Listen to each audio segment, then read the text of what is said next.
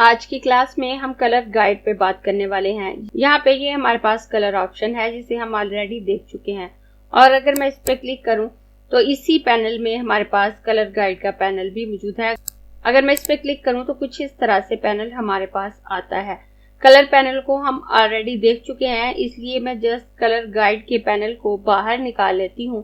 तो मैं यहाँ पे क्लिक करके ड्रैग करूंगी तो अब आप देखें यहाँ पे जस्ट कलर पैनल रह गया है और कलर गाइड का पैनल यहाँ मेरे पास बाहर आ गया है। तो मैं कलर पैनल को क्लोज कर देती हूँ और कलर गाइड के ऑप्शन की तरफ आती हूँ।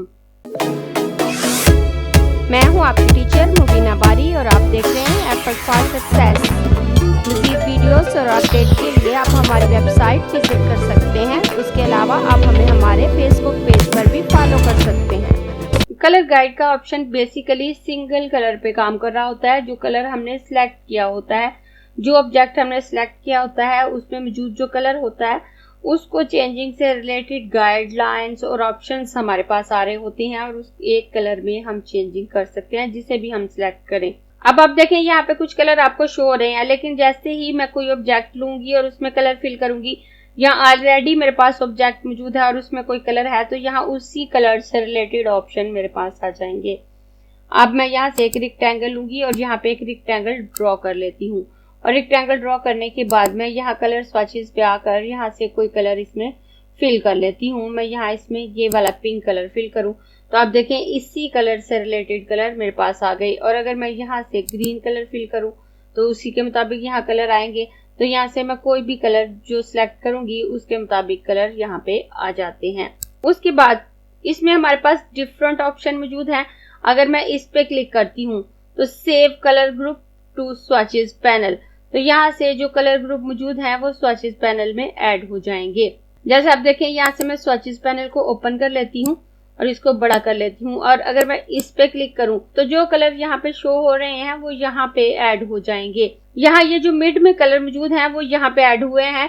मैं इस पैनल को थोड़ा सा बड़ा कर लेती हूँ तो यहाँ पे ये 6 कलर मुझे शो हो रहे हैं, तो वो 6 कलर यहाँ पर मौजूद हैं। यहाँ ये 6 कलर मुझे शो हो रहे हैं और इसके लेफ्ट साइड पे इसके शेड और राइट साइड पे इसके टिंट मौजूद हैं। और उसके बाद यहाँ पे एडिट और अप्लाई कलर है। अगर मैं इस पे क्लिक करूँ तो मेरे पास कुछ इस तरह का पैनल आता है और इसमें काफी सारे ऑप्शन मेरे पास मौजूद हैं। मैं इसको कैंसिल कर देती हूँ और अगर मैं यहाँ पे क्लिक करूँ और एडिट कलर पे आऊँ तो यहाँ भी यही पैनल मेरे पास आता है। अगर मैं यहाँ पे आऊँ तो अब देखें यहाँ काफी सारे ऑप्शन मौजूद हैं।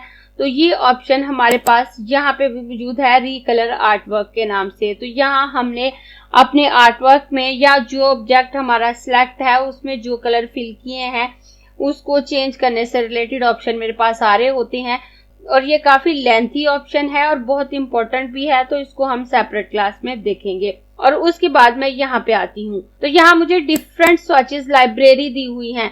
अगर इनमें से मैंने किसी भी स्वॉच लाइब्रेरी को सिलेक्ट नहीं किया तो वो यहाँ पे नन शो हो रहा होगा और अगर मैं यहाँ से कुछ सिलेक्ट करती हूँ तो यहाँ पे वो शो होने लगेगा। जैसे आप देखें यहाँ पे अगर मैं आर्ट हिस्ट्री पे आकर यहाँ पे एंशिएंट पे क्लिक करूँ तो यहाँ एंशिएंट शो हो रहा है और उसी से रिलेटेड कलर यहाँ मेरे पास आ गए हैं और इनमें से मैं जिस भी कलर पे क्लिक करूंगी तो वो मेरे ऑब्जेक्ट में फिल हो जाएगा। यहाँ से मैं क्लिक करके इस कलर को चेंज कर सकती हूँ और किसी भी कलर को फिल करने के लिए आपको उस पर डबल क्लिक करना पड़ेगा। सिंगल क्लिक करने से वो कलर फिल नहीं होगा। उसके बाद अगर मैं यहाँ से कोई और लाइब्रेरी लेती हूँ, अगर मैं फूड पे आकर फ्रूट्स पे क्लिक करूँ तो उसी से रिलेटेड कलर आ जाएंगे। मैं यहाँ से नन कर देती हूँ। नन करने के बाद अगर मैं यहाँ पे क्लिक करती हूँ तो यहाँ मुझे काफी सारे ऑप्शन शो हो रहे होते हैं।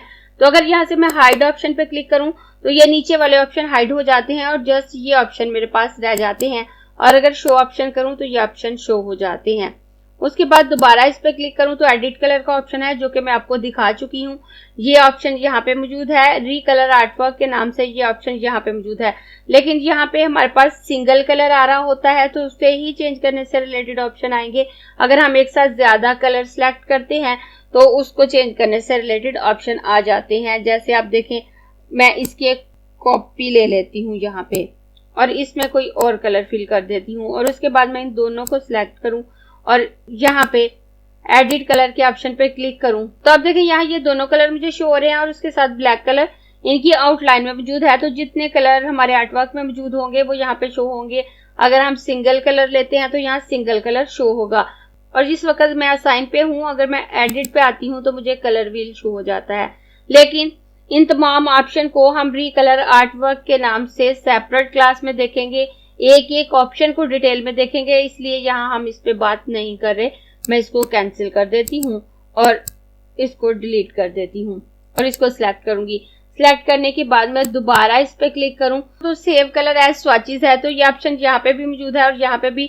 अगर मैं यहाँ पे क्लिक करूं तो जो कलर यहाँ पे मौजूद होंगे वो यहाँ सेव हो जाएंगे, आप देख सकते हैं। और उसके बाद मैं दोबारा यहाँ पे आती हूँ तो आप स्वॉचेस को यहाँ से भी सेव कर सकते हैं और यहाँ से भी। उसके बाद कलर गाइड ऑप्शन है, तो अगर मैं इस पे क्लिक करूं तो अब मेरे पास यहाँ जो मुझे तादाद शो हो रही है इन गाइड्स की, मैं उसे कम या ज्यादा कर सकती हूँ।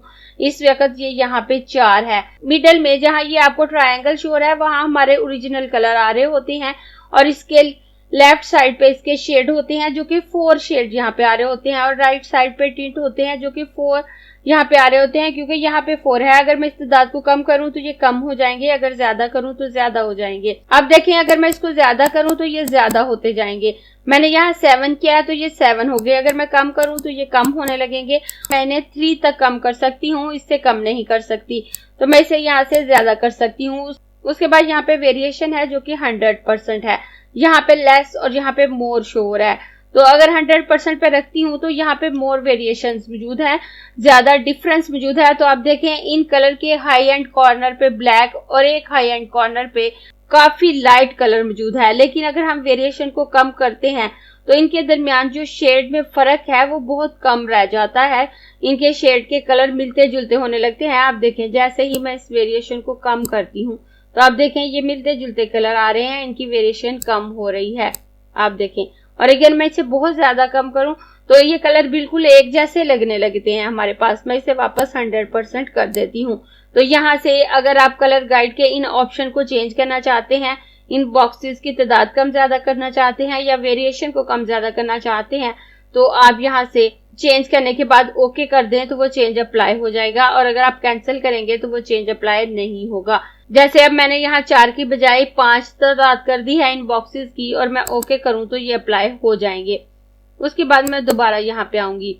मैं पहले इस बॉक्स को सिलेक्ट करके इसमें कोई और कलर दे देती हूँ। मैं कलर यहाँ से भी दे सकती हूँ, यहाँ से भी, इस कलर ऑप्शन से भी, यहाँ से भी, कहीं से भी मैं इसमें कलर फिल कर सकती हूँ। तो मैं इसे ये वाला रेड कलर दे देती हूँ।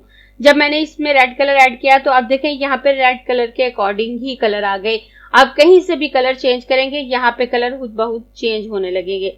और उसके बाद अगर मैं यहाँ पे आऊं तो यहाँ मुझे शो टिंट और शेड शो हो रहा है। तो यहाँ पे एक तरफ शेड और एक तरफ टिंट है। अगर मैं शो वार्म कूल पे क्लिक करूं तो आप देखें एक तरफ वार्म कलर आ जाएंगे और एक तरफ कूल कलर रेड कलर के अकॉर्डिंग। जब हम कलर व्हील पे काम कर रहे होते हैं और अगर हम उसे मिडल में हाफ करते हैं तो उसके एक हिस्से में रेड टू येलो शेड आ रहे होते हैं तो वो वार्म कलर होते हैं और एक तरफ ब्लू टू ग्रीन कलर आ रहे होते हैं जो कि कूल कलर होते हैं।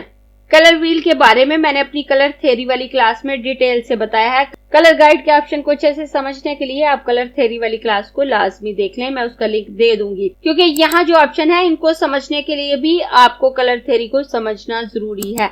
फिलहाल मैं दोबारा यहाँ पे आती हूँ। तो इस वक्त शो वार्म और कूल है, तो इसके एक तरफ वार्म और एक तरफ कूल कलर है। उसके बाद नीचे शो वाइब्ड और म्यूटेड है, तो एक तरफ बहुत डल कलर आ जाएंगे। वाइब्ड कलर ब्राइट कलर होते हैं, शोक कलर होते हैं, जबकि म्यूटेड कलर डल कलर होते हैं। तो अगर मैं इस पे क्लिक करूं तो आप देखें इस तरफ म्यूटेड कलर आ रहे हैं और इस तरफ वाइब्ड कलर। तो यहाँ से आप जिस ऑप्शन पे क्लिक करेंगे उसके मुताबिक यहाँ कलर्स के डिफरेंट शेड आएंगे।